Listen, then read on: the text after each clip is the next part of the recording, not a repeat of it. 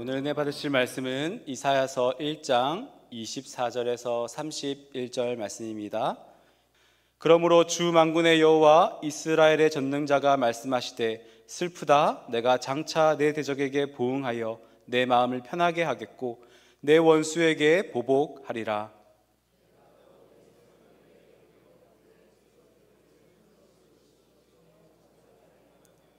혼자물을 다 제하여 버리고 내가 내 재판관들을 처음과 같이 내 모사들을 본래와 같이 회복할 것이라. 그리한 후에야 내가 의의 성읍이라 신실한 고울이라 불리리라 하셨나니. 돌아온 자들 그러나 패역한 자와 죄인은 함께 패망하고 여호와를 버린 자도 멸망할 것이라.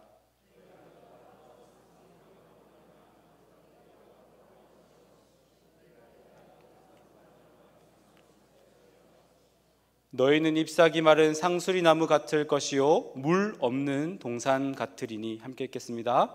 강한 자는 사모라기 같고 그의 행위는 불티 같아서 함께 탈 것이나 끌 사람이 없으리라. 아멘. 네, 오늘 우리가 함께 나눌 말씀은 이사야서 말씀입니다. 이사야 말씀은요, 형태와 구조뿐만 아니라 내용적인 면에서도 성경의 축소판이라 불리기도 합니다. 또한 신약의 4개의 복음서와 함께 예수님의 이야기를 상징적으로 담고 있다고 하여서 제5의 복음서라고도 불리는 책입니다. 이처럼 성경의 다양한 주제만큼 내용들을 담고 있는 것이 이사야서 말씀입니다. 그 중에서도 성경 전체에 걸쳐서 아주 큰 주제이자 또 이사야의 주제 중 하나인 오늘 심판과 구원, 심판과 회복에 관한 이야기를 나누려고 합니다. 북이스라엘은 범죄하여서 아수르에 의해 멸망하였고 이제는 유다와 예루살렘 또한 그 멸망을 앞두고 있는 상황입니다. 이러한 상황에서 하나님을 믿는 백성은 과연 어떻게 살아야 하는 것일까요? 이사야를 통해서 말씀하고 있습니다. 결국 남유다 또한 북이스라엘이 멸망한 것을 보았지만 여전히 죄악된 길로 향하고 있었던 것입니다. 도대체 이러한 시대에 어떻게 믿음을 유지할 수 있을까요? 과연 이스라엘은 왜 징계를 받았을까요? 우리는 흔히 문제가 발생하면 그것의 원인을 찾기보다는 나타나는 현상에 집중할 때가 많이 있습니다. 이는 빙산을 바라보는 것과 같은데요. 빙산은 그 수면 위에 약 8%만 그 표면에 나와 있고 나머지 92%는 그 수면 아래에 그 모습을 감추고 있습니다. 마치 빙산의 일각을 약 8%를 전체로 보는 우를 범한다는 것이지요. 표면적으로 드러난 현상을 해결하면 그 문제가 해결될 것 같지만 실상은 그 밑에 더 큰 본질적인 문제들이 남아있을 때가 많습니다. 실상은 그렇지 못하고 오히려 표면적인 문제를 해결하면 더 상황은 나빠지기도 한다는 것이지요. 혹 우리 자녀들이 몸이 아파서 갑자기 열이 오르거나 설사를 계속해서 하는 경험을 하신 적이 있으실 것입니다. 그러면요, 당황하게 됩니다. 물론 어른들은 바로 해열제를 먹고 또 지사제를 먹는 등 바로바로 대처를 해도 되지만 이 아이들은 그 나타나는 현상에 바로 반응하게 되면 때로는 어려움을 겪기도 한다는 것입니다. 특별히 첫 번째 아이 같은 경우에는 우왕좌왕하면서 제대로 된 대처를 하지 못할 때가 많이 있다는 것이지요.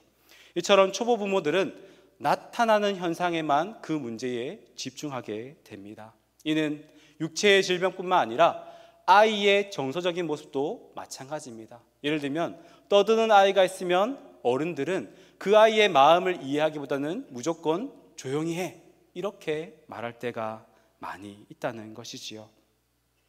정서적으로 그 아이가 어떤 상태인지를 이해하지 못하고 나타나는 현상만을 틀어막게 되면 오히려 잘못된 길로 가기도 한다는 것입니다. 이처럼 정확한 진단 없이 의사의 처방 없이 자기 마음대로 나타나는 현상에 따라서 약을 사용해서는 안 된다는 것입니다. 물론 아이들은 고열이 나면 하루빨리 해열제를 먹이는 것이 필요하다고 말은 합니다. 하지만 진짜 치료는요, 그가 열이 나는 이유와 설사를 왜 하는지를 우리는 알아야 한다는 것이지요. 실제 의사 선생님께 이 이야기를 들은 적이 있습니다. 이 아이가 아플 때에 이 병명의 진단만 잘해도 이미 치료의 반은 성공한 것과 같다는 말이지요. 이것은 무엇이냐면요, 진단만 제대로 하면 처방전이 갖추어져 있기 때문에 그 병을 치료할 수 있는 가능성이 매우 높다는 이야기입니다. 이처럼 진단만 잘해도 치료를 할 수 있다는 것이지요. 어쩌면 이스라엘의 멸망의 모습도 마찬가지입니다. 여러 선지자들과 함께 계속해서 여호와의 날, 그 심판의 날이 올 것인데 그 날이 오기 전에 돌이키라고 계속해서 말씀하고 있습니다. 그래요, 여호와께 돌아와서 끝까지 견디는 자에게는 구원과 회복이 우리에게 주어질 것이라고 말씀하였습니다. 우리는 눈에 보이는 심판과 회복에만 관심을 가질 것이 아니라 그들이 왜 심판을 받을 수밖에 없었는지를 우리는 살펴보아야 한다는 것입니다. 즉 우리는 우리의 영적 상태를 바르게 진단받아서 올바르게 처방받아야 한다는 것입니다. 그러면서 그날과 함께 우리에게 참된 치료자 되신 예수 그리스도를 대망하는 인생을 살게 된다는 것이지요. 이처럼 본론으로 돌아가 다시 이사야 1장은 이스라엘 백성들의 죄악으로 인해서 결국에는 북이스라엘과 남유다가 그 멸망을 자처하게 된 이유를 설명하였습니다. 하나님께서 그들과 함께 하지 않으셔서가 아닙니다. 이들의 멸망은 바로 죄와 불순종의 결과입니다. 하나님은 이사야를 통해서 그들의 죄를 지적하셨고 심판의 이유를 분명하게 밝히고 계십니다. 무엇이냐면요, 하나님은 이사야를 통해서 그들에게 말씀하시기를 하나님을 떠나 정의와 공의가 무너졌고 하나님 목전에서 악을 행하며 그 땅의 성읍은 창기와 살인자들로 가득하였기 때문이라 말씀합니다. 하나님을 예배하고 저 이방인의 빛으로 삼기 위해서 이스라엘 백성들을 택하였는데 오히려 이들이 하나님의 목전에서 악을 행하였기 때문이지요. 오늘 본문 앞에 21절에서 23절에서는 이렇게 그 이유를 밝히고 있습니다. 신실하던 성읍이 어찌하여 창기가 되었는고 정의가 거기에 충만하였고 공의가 그 가운데서 거하였더니 이제는 살인자들 뿐이도다 라고 말합니다. 이어지는 22절에도 말합니다. 내 은은 찌꺼기가 되었고 내 포도주에는 물이 섞였도다. 우리 23절 함께 읽겠습니다. 내 구간들은 패역하여 도둑과 짝하며 다 뇌물을 사랑하며 예물을 구하며 고아를 위하여 신원하지 아니하며 과부의 송사를 수리하지 아니하는도다. 아멘. 이처럼 신실하던 성읍이 어느새 창기들로 가득 차여 있고 정의와 공의가 충만했던 곳이 이제는 도둑과 살인자들로 가득하다 말씀합니다. 또한 이 표현은 금과 함께 사용되던 귀한 은이 찌꺼기와 함께 있어서 쓸데없이 되었고 또 포도주에는 물이 섞여 그 본질을 잃어버렸다 말합니다. 하물며 백성들을 잘 다스리라고 세워진 고관들은 백성들의 고열을 쥐어짰고 오히려 자신들의 배만 불리기 바빴던 것입니다. 고아와 과부를 위한 돌봄은 전혀 찾아볼 수가 없는 것이지요. 그래서 심판이 임할 것이라 선언하고 계십니다. 하나님을 떠난 이스라엘에게는 더 이상 그 어떤 도덕적 기준이나 정의도 없었기 때문입니다. 이처럼 하나님을 떠난 인생은 스스로 멸망을 자처하고 심판받을 수밖에 없는 존재가 되었습니다. 이스라엘을 향한 진단은 주님 없이도 살 수 있다는 교만함과 또 그의 손에 가득한 죄악된 모습 때문인 것입니다. 그래서 하나님은 심판을 명하십니다. 그러나 감사하게도 심판의 선언 이후 오늘 말씀, 처음 그 말씀을 보면 남은 자들에게 벌써 희망을 주고 계십니다. 우리 24절을 한번 함께 읽도록 하겠습니다. 그러므로 주 만군의 여호와와 이스라엘의 전능자가 말씀하시되 슬프다 내가 장차 내 대적에게 보응하여 내 마음을 편하게 하겠고 내 원수에게 보복하리라. 아멘. 하반절에 보면 이렇게 말합니다. 내 대적에게 보응하겠다 하시고 내 원수에게 보복하겠다 하시라고 말씀하고 있습니다. 그 과정을 자세히 살펴보면 25절에 이렇게 말합니다. 내가 또 내 손을 내게 돌려 내 찌꺼기로 그 잿물을 씻듯이 녹여 청결하게 하며 내 혼잣물을 제하여 버리고 또한 내가 내 재판관들을 처음과 같이 내 모사들과 같이 회복할 것이라. 그러한 후에 너가 의의 성읍이라 그리고 신실한 고을이라 불리겠다 말씀합니다. 사실 구원과 심판은 동전의 양면과 같습니다. 떨어져 있는 것이 아니라 동시에 일어나는 일이라는 것이지요. 믿지 않는 자들에게는 멸망의 심판이요, 바로 우리 믿는 자들에게는 구원과 회복의 때라 말씀하고 있습니다. 오늘날 우리는 부정적인 내용 말보다는 좋은 게 좋은 거다 말하며 늘 좋은 이야기만 하려 합니다. 물론 사랑하고 또 열심히 봉사하는 그 좋은 일을 하는 것을 뭐라 하는 것이 아닙니다. 다만 우리의 죄악된 모습을 있는 그대로 드러내야 되지 감추고 은폐해서는 안 된다는 것입니다. 한쪽 눈과 한쪽 귀를 닫고 죄악을 가만히 내버려둔 채 괜찮다 말하는 것은 더더욱 아니라는 것입니다. 누구나 인간적인 마음으로 심판은 싫어하고 구원과 회복은 좋아하는 것이 당연합니다. 그러나 구원도 내가 어떠한 상태에서 받았는지를 우리는 잊어서는 안 된다는 것입니다. 예전의 죄를 계속해서 기억해서 죄의식을 가지라는 말이 아닙니다. 다만 내가 어떠한 상태에서 어떠한 은혜로 용서받고 구원받았는지를 늘 기억하라는 것입니다. 또한 분명한 것은 심판과 구원은 함께 임하고 더 나아가서 심판 또한 하나님의 사랑임을 우리로 하여금 깨닫게 하기 원하시는 것입니다. 이처럼 심판 가운데 분명히 드러난 하나님의 구원이 과연 어떻게 이루어지는지를 우리는 바라봐야 되고, 마지막 때를 어떻게 살아야 되는지를 우리는 계속해서 하나님께 물어야 한다는 것입니다. 이처럼 죄가 지적된 뒤에는 죄에 대한 대가, 바로 징계와 심판이 이어집니다. 공의로우신 하나님은 자기 백성을 결코 그 오염된 상태, 죄악된 상태로 내버려두지 않으신다는 것입니다. 그렇기에 심판을 통하여서 새롭게 우리를 깨끗하게 하기 위한 정화의 작업을 시작하십니다. 은이 찌꺼기와 함께 있어 사용하지 못할 때에 그것을 원래의 모습으로 되돌리기 위해서 그 불순물들을 제거하는 작업을 시작하는 것이지요. 그것이 심판이자 오늘날 정화의 모습을 말씀하고 있는 것입니다. 실제로 그 재료 중에 은은요, 아주 조그만 불순물에 의해서 광택을 잃어버리는 소재입니다.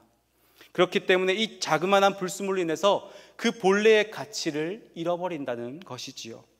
그래서 찌꺼기와 혼잣물을 씻어버리기 위해서는 잿물과 함께 화학적으로 반응하든 아니면 열 처리를 하든 그 불순물을 태워버려야 한다는 것입니다.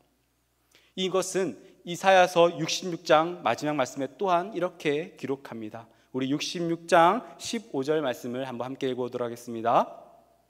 보라, 여호와께서 불에 둘러싸여 강림하시리니 그의 수레들은 회오리 바람 같으리로다.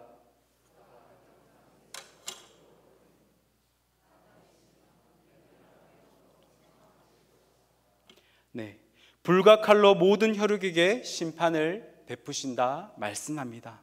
불과 칼로 심판하십니다. 이처럼 불과 칼 둘 다 우리 실생활에 꼭 필요한 도구입니다. 하지만 이것을 어린 자녀에게 맡기는 사람은 아무도 없습니다. 이것을 잘 사용하면 좋지만 잘못 사용하게 되면 우리의 목숨을 위협하는 위험한 도구가 되기 때문입니다. 근데 그때에 하나님께서 마지막 때에 이 불과 칼로서 그 모든 이들을 심판하겠다 말씀하십니다. 이 말씀을 듣는 자에게는 회복이 있지만 이 말씀을 가볍게 여기는 세대에게는 영원한 멸망이 기다리고 있다 말합니다. 그러니 하나님께 돌이키라 말씀합니다. 은과 포도주에 들어가 있는 불순물을 제거하고 다시 회복을 약속하시는 하나님께 돌아오라라고 말씀하고 있는 것입니다. 여기서 특히 불은요, 소멸하는 뜻을 가지고 있습니다. 더러운 것을 없이 하고 불태우고 그 모든 불순물을 제거하는 역할이 바로 불이라는 것이지요. 마치 우리 인생도 마찬가지입니다. 불로 연단하여 우리 인생의 흠과 찌꺼기를 불태워야만 한다는 것입니다. 우리의 연단은 우리가 평안할 때가 아니라 우리의 어려움 가운데서 이루어진다 말씀합니다. 그렇기에 우리 인생의 불순물을 제거하는 고통이 결코 작다 말할 수는 없습니다. 흔히 농담처럼 말합니다. 사람은 고쳐 쓰는 게 아니야, 이렇게 말들을 합니다. 사람은 정말 쉽게 변하지 않습니다. 아무리 노력하고 고치려 하여도 쉽사리 잘 바뀌지 않는 것이 사람입니다. 또 겉으로는 변한 것 같아 보이지만 어느새 다시 원래의 모습대로 돌아갈 때가 많이 있다는 것입니다. 그러니 내 인생의 조그만 불순물을 제거하는 것이 그저 쉬운 일이 아니라 내 인생을 갈아엎는 그러한 고통이 우리에게 주어진다는 것입니다. 불로 살짝 끄슬리는 정도가 아니라요, 우리의 모든 삶이 불로 녹아내리는 과정이라는 것입니다. 은에서 불순물을 제거하기 위해서는 그 불순물만 태우는 것이 아니라 은과 함께 그 불순물도 다 녹아내려야만 제거할 수 있기 때문입니다. 그렇기에 어쩌면 우리 인생도 불순물을 제거하는 과정이 결코 쉬운 일은 아니라는 것입니다. 어찌 보면 내가 살아왔던 경험과 능력들을 모든 것을 부정당하는 시간인지도 모르겠습니다. 또한 내가 이루어 놓은 것을 다 해로 여기고 다 뒤로 해야 되는 과정인지도 모르겠습니다.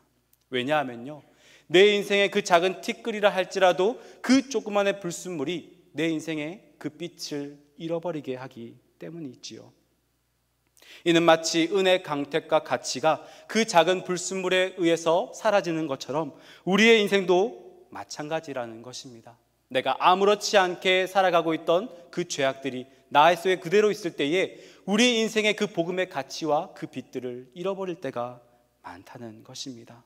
그렇기에 우리 또한 우리 안에 있는 불순물을 깨닫게 되고 또 그 불순물을 하나님 앞에 올려드릴 때에 그 모든 죄를 제거하고 다시 하나님의 나라에 합당한 자들로 살아야 될 줄 믿습니다. 즉 심판은 회복을 위한 것입니다. 새롭게 되는 재건을 위해서 선행되어야 될 것은 반드시 파멸이 있어야 함을 우리에게 알려주고 있습니다. 재건, 다시 세워지는 작업을 위해서는 파괴가 먼저 선행되어야 한다는 것입니다. 온전한 재건은 온전한 파괴 속에서 이루어진다 말씀합니다. 혹 여러분께 한번 질문해 보고 싶습니다. 건물을 지을 때요, 적당히 보수하는 게 편할까요? 아니면 새로운 땅, 새로운 곳에 새로운 건물을 짓는 게 편할까요? 아마도 철저한 파괴 뒤에 다시 짓는 것이 훨씬 보기 좋을 것입니다. 창원은 계획도시라여서 그래도 큰 도로가 잘 되어 있는 것을 여러분들이 아마 잘 아실 것입니다. 저는 고향이 부산인데요, 부산은 그렇지 못합니다. 부산은 대도시임에도 불구하고 산복도로며 지하도로며 길이 참 꼬불꼬불 복잡하게 이루어져 있습니다. 그래서 이것이 왜 이렇게 복잡하게 되었을까를 한번 찾아보았습니다. 그랬더니 부산의 도로 과정을 그 변천사를 알 수 있게 되었던 것이지요. 왜냐하면요, 6.25 피난 후에 저 언덕마다 곳곳마다 집들이 들어앉았고 그 판자촌들이 집을 이루어서 길들은 꼬불꼬불해졌고 그 꼬불꼬불한 길을 따라서 건물이 하나씩 세워졌기 때문에 계속해서 산복도로와 그 도로가 계속해서 복잡하게 생겨나게 되었던 것입니다. 창원과 같이 만약 큰 길을 만들고 건물을 세우려고 했다면 큰 어려움이 수반되어야 했기 때문입니다.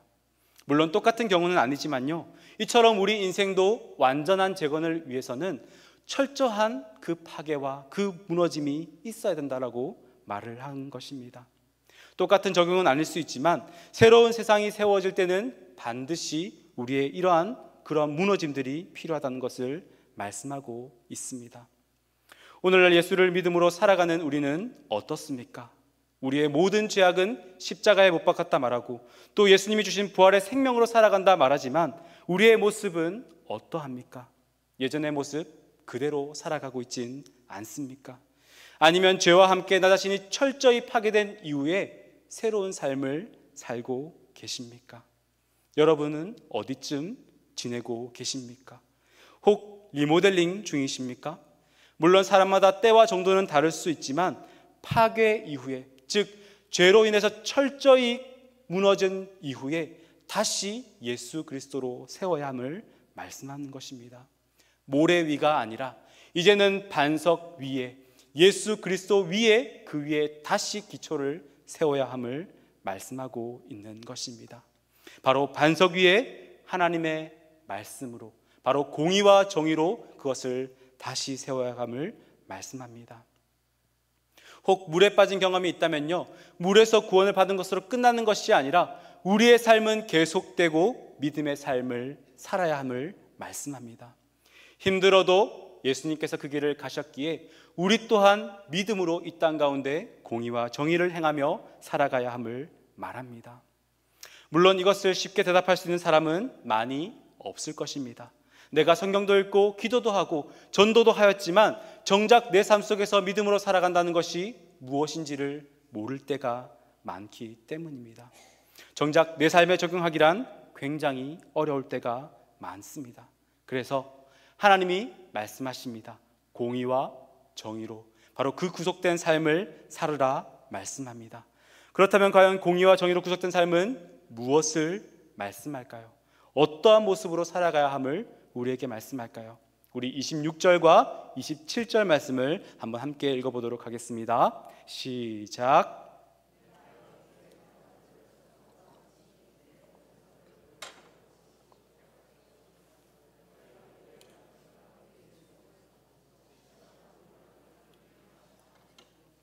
시온은 정의로 구속함을 받고 그 돌아온 자들은 공의로 구속함을 받으리라. 아멘. 이처럼 여호와의 목전에서 악을 행하던 이스라엘을 향하여 이사야가 외칩니다. 바로 내가 내접한 것이 처음과 같이 다시 회복하게 될 것인데 시온은 정의로 구속함을 받고 그 돌아온 자들은 공의로 구속함을 받으리라. 아멘. 이처럼 하나님의 나라는 정의와 공의로 구속함을 받고 의의 성읍, 신실한 성읍이자 정의와 공의로 다스리는 나라가 되는 것입니다. 그렇기에 우리 또한 하나님 나라의 백성으로서 우리와 정의와 공의를 구속함을 받았기에 우리는 삶 속에서 내 기준이 아니라 하나님의 공의와 정의가 우리 인생의 기준이 되어야 함을 말씀합니다. 이스라엘 백성이 심판을 받게 된 이유는 그들이 교만하였기 때문입니다. 그들의 죄악으로 인해서 손에 헛된 재물에 피가 묻어져 있고 그 가증한 피가 가득했기에 그 나타난 결과로 하나님의 공의와 정의는 무너졌고 그래야 해서 그 공의와 정의를 행하는 자도 하나도 없게 된 것입니다. 또한 율법의 원칙대로 공의와 정의를 행하라 하셨지만 그것을 행하는 자는 아무도 없어지게 된 것입니다. 고아와 과부 그리고 나그네를 위한 공평과 의도 다 사라졌습니다. 그렇다면 공의와 정의가 무엇일까요? 공의는 히브리어로 미슈파트라는 단어를 사용합니다. 또 정의는요, 의에 해당하는 째다카라는 단어를 사용하고 있습니다.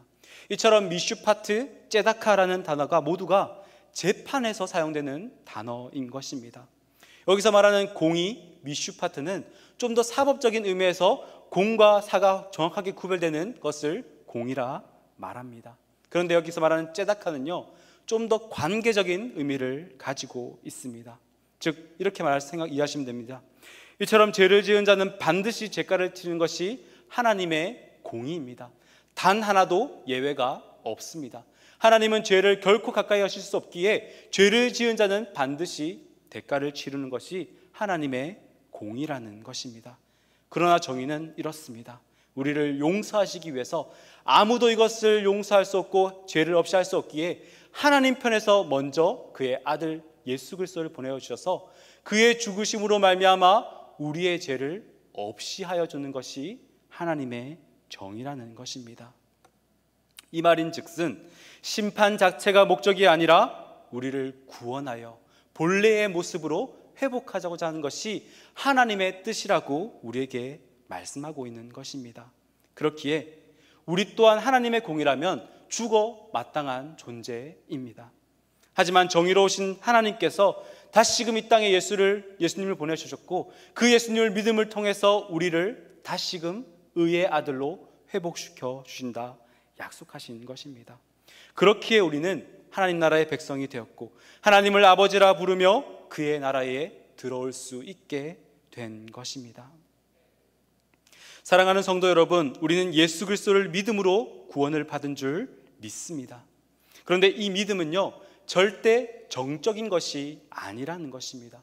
믿음은 우리로 하여금 계속해서 움직이게 만들고 또 행함으로 나타나게 된다는 것입니다.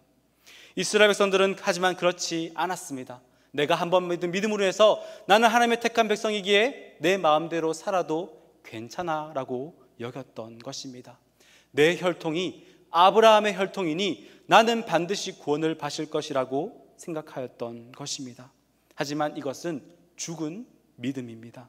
하지만 믿음은, 진짜 믿음은 우리로 하여금 계속해서 움직이게 만들고 또 하나님과의 관계를 통해서 계속해서 성장하게 만드는 것입니다. 신앙은요, 결코 정적인 것이 아닙니다. 삶이자 또한 우리와의 관계, 하나님과의 관계임을 우리에게 말씀하고 있는 것입니다. 이는 오늘날에요, 많은 사람들이 영접기도 한 번 한 것으로 예수 믿는 것을 끝으로 여긴 것과 같다는 것입니다. 물론 예수님을 믿기 위해서는 영접기도를 해야 합니다. 하지만 영접기도만 했다고 해서 내 인생이 구원을 받는 것은 결코 아니라는 사실입니다. 영접함은요, 예수 그리스도를 내 마음에 모시는 행위이고요, 이것은 한 번으로 끝나는 것이 아니라 계속해서 그 믿음으로 살아가는 인생을 말하는 것이기 때문입니다. 그렇다고 해서 무언가를 대단히 하지 말라는 말도 아니고요, 노력하라는 말도 아닙니다. 다만 믿음은 개인적인 내면적인 변화 없이 그냥 신앙생활을 통해서만 성장하는 것이 결코 아니라는 것입니다. 믿음도 복음도 또 하나님의 관계임을 우리에게 말씀하고 있습니다. 그러니 공의롭고 정의로우신 하나님을 따라서 우리 또한 우리의 인생이 공의를 행하고 또한 정의로 구속함을 받아 그 정의를 실천해야 함을 우리에게 말씀하고 있는 것입니다. 하나님을 믿는다는 것은 우리 또한 공의와 정의를 행하고 그분의 통치대로 살아가는 인생을 의미합니다. 하나님의 자녀로 그렇게 날마다 하나님의 공의와 정의로 구속함을 받아 그것을 행하며 살아가야 합니다. 주님께 나오는 자들을 용납하고 용서해야 되지만 이제 우리는 하나님의 공의를 따라 죄와 타협할 것이 아니라 이 죄를 멀리하고 우리는 공의와 정의를 행해야 함을 말씀하고 있습니다. 이 공의와 정의를 행함을 통해서 내게 주어져 있는 그 백성들에게, 연약한 자들에게 베풀고 또 나누고 구속함을 받아 날마다 예수님을 닮아가는 인생을 말합니다. 예수님이 행하신 대로 약한 자들을 돌보고 또 복음을 전하고 예수님이 고식하는 것을 따르며 그분의 생각과 그분의 마음, 그분의 태도로 성령님이 이끄시는 대로 또한 우리의 모습이 그분을 닮아가야 한다는 것입니다. 내 힘과 능력이 아니라 하나님의 정의와 공의로 구속함을 받아 그리스도와 연합하여 행하는 것임을 꼭 기억하시기를 바랍니다. 우리 주일학교 아이들 모두가 이제 곧 방학을 맞이할 텐데요, 우리 자녀들이 방학 숙제를 하는 모습을 보면서 하나님을 닮아가는 모습이 이래야 되지 않을까 한번 생각해 보았습니다. 마치 예수님이 우리에게 방학을 시작할 때에 방학 숙제를 다 하고 오너라 라고 말을 하는 것과 같습니다. 그러면 우리 자녀들은 세 가지 유형을 보입니다. 첫 번째는요, 대부분이 그렇습니다. 미루어서 마지막 개학하기 전날에 열심히 벼락치기로 하는 사람입니다. 둘째는 무엇이냐면요, 방학이 시작하자마자 숙제를 후다닥 해버리고 그렇게 방학을 마음껏 노는 사람일 것입니다. 그런데 가끔 세 번째 유형의 아이들이 있습니다. 어떤 유형이냐면요, 방학 숙제의 진정한 의미를 알고 하루하루 하는 그 과제에 기쁨을 누리면서 그것을 기쁨으로 감당하는 친구들이 있다는 것입니다. 에이 목사님, 현실에 그런 친구들이 어디 있습니까? 라고 묻겠지만 있습니다. 저도 보았고요, 분명히 그런 친구들이 있습니다. 바로 엄친아가 그렇습니다. 엄마 친구 아이들, 정말 그 친구들, 실제로 저희 어머님 친구 아이들은요, 책 보는 게 즐겁다 말합니다. 저는 그런 걸 이해할 수가 없었거든요. 책을 보는 친구들이 날마다 즐겁다 그러고 매일매일 방학 숙제를 하는 친구들이 있었습니다. 여러분들과 여러분들의 자녀는 어떤 유형의 아이가 되기를 바라십니까? 아마도 부모와 선생님 그리고 하나님이 원하시는 것은 세 번째 유형의 아이가 아닐까 생각이 됩니다. 오늘 우리에게 주어진 것에 감사할 줄 알고 주신 분의 마음을 알아 우리에게 허락된 모든 것을 기쁨으로 누리고 그 모든 것을 배움의 기회로 삼아 온전히 즐거워하는 것, 공의와 정의로 하나님께서 바라보시는 그 영혼들을 향하여 행하고 실천하는 삶, 하나님이 이것을 기뻐하지 않으실까요? 이처럼 이스라엘을 통해서 오늘 유다 백성에게 회개를 촉구하고 계십니다. 구원뿐 아니라 심판은 모두에게 이루어집니다. 혹여나 육체적으로 아브라함의 혈통이라 하여서 나는 그래도 잘 믿고 있다 하여서 안심할 것이 아니라 하나님께서 허락하신 그 심판의 때에 나 또한 그곳에 올려져서 역시 나의 행동을 점검받을 수 있음을 깨닫기를 바랍니다. 이스라엘의 하나님이 없어서가 아니라, 복음의 능력이 없어서가 아니라 오직 공의와 정의를 행할 때에 비로소 하나님께서 그 모든 것들 가운데 회복을 약속하십니다. 그렇게 마지막 때를 살아가는 우리들은 잎만 무성한 나무가 아니라 하나님이 말씀하시는 그 심판의 때에 올바른 관점을 가지고 열매 맺는 삶을 살아야 합니다. 이 올바른 관점은 바로 공의와 정의로 행하는 것이고, 또한 우리 또한 공의로 정의로 구속함을 받아 바로 예수 그리스도로 말미암아 구속함을 받아 날마다 그분을 닮아가는 인생이어야 한다는 것입니다. 말씀을 정리합니다.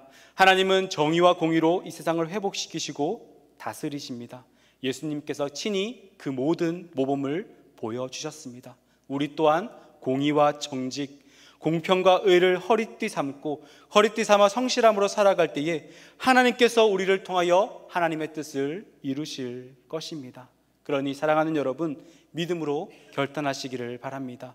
우리의 삶 속에서 하나님의 공의와 정의를 실천하며 그의 사랑을 세상에 전하는 도구가 되시기를 바랍니다.